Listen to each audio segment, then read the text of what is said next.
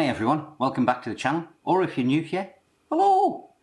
My name's David and we're going to be taking a step away from making terrain today and delving into the murky depths that is figure painting.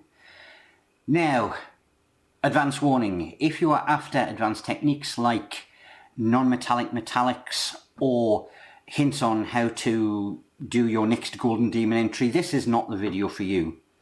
If, however, you have a pile of shame, that unpainted figure collection that can be seen from low orbit and you've had to hide from your partner because you're getting really embarrassed from it, then stick around.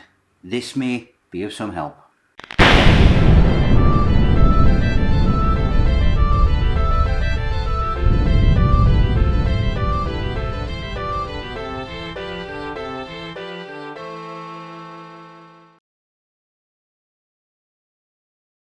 No multiple camera angles, we're going to dive straight into it.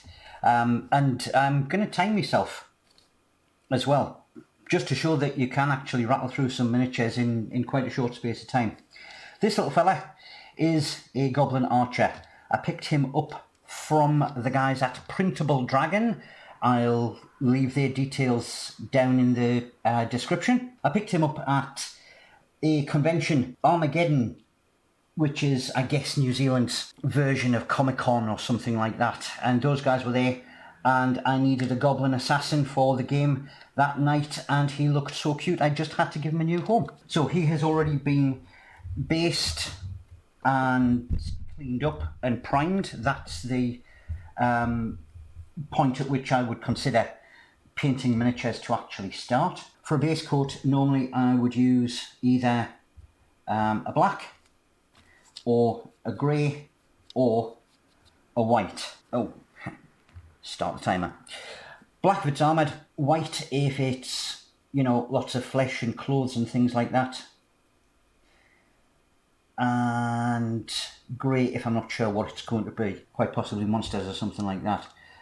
In this guy's case, because I've used this particular colour scheme before, I've started from black base because I do know it works. I'm just giving him a dry brush all over with grey, so that on the areas that aren't going to be a darker colour, it gives a little bit of a lighter shade for your colours to stand out a little bit more. Yes, I have thought about how I was going to paint this guy, and the trick, or I guess the convention, is a base coat, a wash, a highlight. What colour next? Goblin green. When I'm trying to get the time down on how fast I'm churning the miniature out, then generally what I'll try and do is ditch at least one of those steps. As you can see, I'm not exactly being careful about this. A lot of dry brushing going on, because at the end of the day we are trying to get him done as quickly as possible. Part of the thought process behind planning your miniatures is not necessarily the colour scheme, but working out which bit you can be working on while others dry. So, you know, you can still have wet parts to the miniature and be working on something else. I'll swap to a smaller brush just so I can get those legs. Now, the idea behind this painting method is not, as I say, to that's a bit heavy in there, oh well, is not to get Golden Demon class miniatures out. It is to get a large amount of figures onto the table as quickly as possible. I'm not looking for a finish that's going to stand up to a magnifying glass. I'm more interested in whether or not they look okay from, you know, a foot away when they're on the tabletop. Where's that left foot there? Now, you'll have seen Goblin miniatures that I've got in some of the close-up shots in other miniatures that are in other videos I've made. And back when I was not so out of practice, no, I want to do white first. Back when I was not so out of practice, I could get one of those goblins done in around 10 minutes, which is certainly not the case nowadays, because I'm well out of practice. Right, I want the fletchings done first.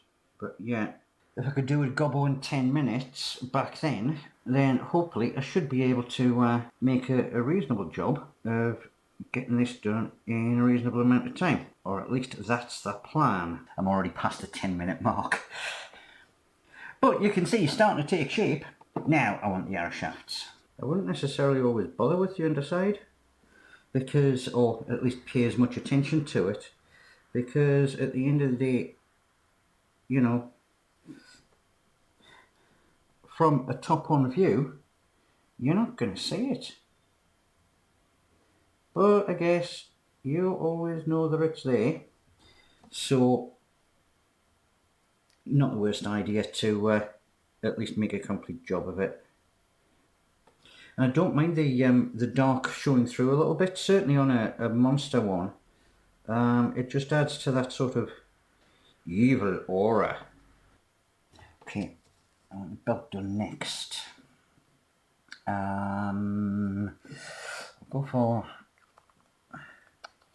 And yes, you may have noticed that some of my paints are well geriatric. He's a fiddly little fella getting in some of these areas. Okay, now, he has got some riveting on that studded leather armour of his. So, and this is going to be a bit more on the time consuming part. Bit heavy handed on the paint there, and I've made a mistake, so I will do a touch up on that. Just get the excess off. Yeah, I missed some studs on his backpack, on his quiver rather. Touch up that mistake. Now I've just seen the time, and yes, we're past the 20-minute mark, but we are already past the stage where, if you are entering a tournament or something like that, you would be meeting the 3-colour minimum criteria. Now, black wash. Right. Now, because he is an assassin type, I want to dull that armour down again. It's not normally something that I would do, but so let's have a bit of watered down black wash, just so that that grey isn't as sort of prominent. I am taking in the belt as well, just to dull that down too. It'll dull down the gold. Let's get a lighter green.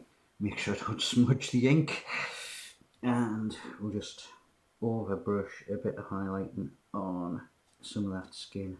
Let's get that arrowhead.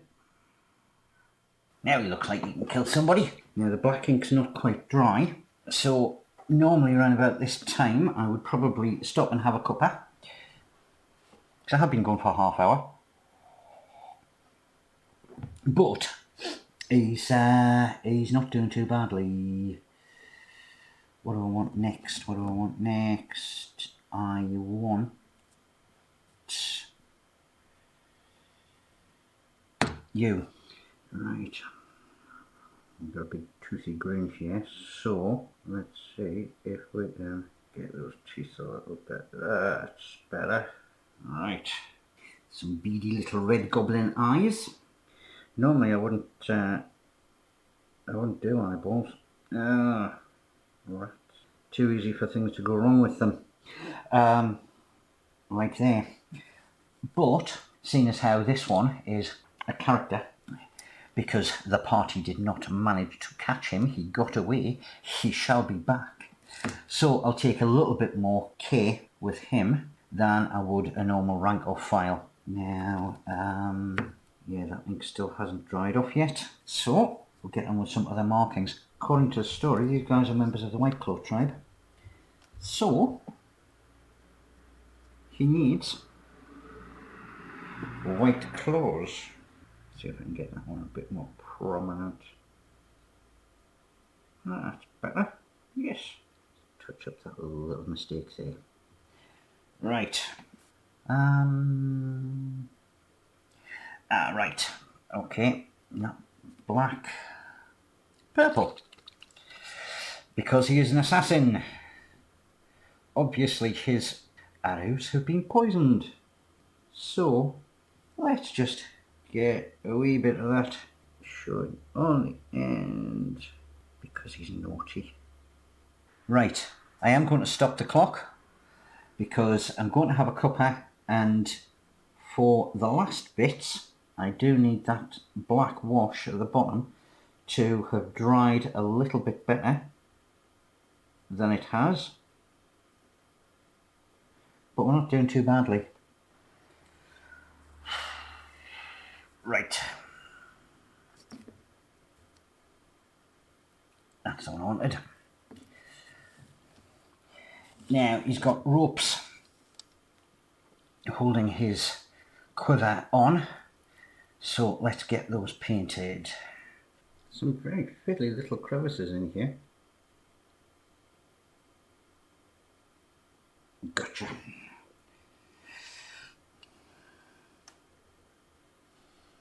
Alright.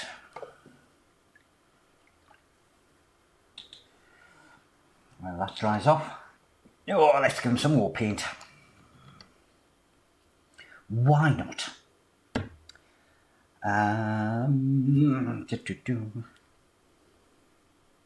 Yeah, you're dry enough.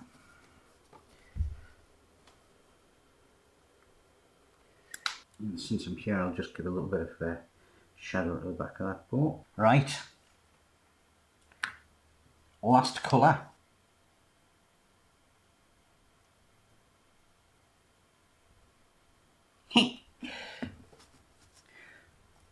Stop the clock.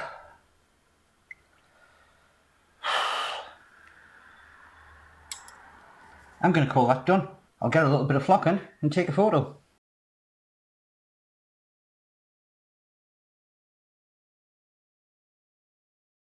So that is one off the pile of shame.